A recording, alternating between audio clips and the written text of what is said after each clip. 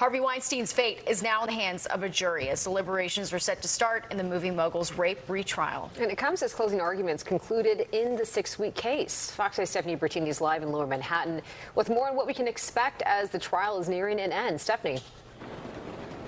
So yeah, closing arguments are done. The judge told the jury to come back tomorrow at 9:45 a.m. and that's when the judge will charge the jury, basically give the jury a set of instructions that are needed before deliberations begin. Now, the judge said that whole process should last about an hour, and then we move into deliberations in this case. Central to this case is the idea of consent. We heard the prosecution say the word rape several times during closing arguments and make the argument that a power dynamic between Weinstein and his victims made it hard to reject Weinstein, even in the cases where the victims had said no.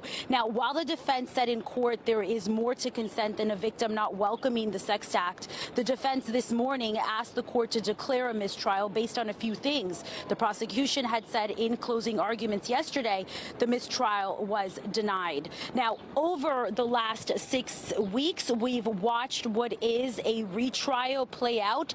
It came after Weinstein's 2020 conviction on sex crimes was overturned in New York. He was convicted in a separate sex crimes case in Los Angeles. In this trial, 3 women testified, the victims, and they said that the former movie producer sexually assaulted them. In this trial, Weinstein did not take the stand himself. He has, though, denied all allegations. We heard from Arthur Aidala, the criminal defense attorney, and we also heard from the attorney of one of the victims. Take a listen. Most of the facts we're not contesting. It's just the minutia that we're contesting. Did they lay down on the bed, or did he push her on the bed?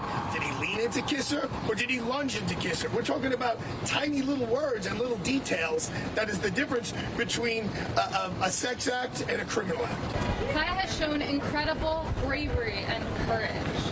Everybody knows how difficult it is to stand in a courtroom and explain one of the most traumatic incidents of your entire life.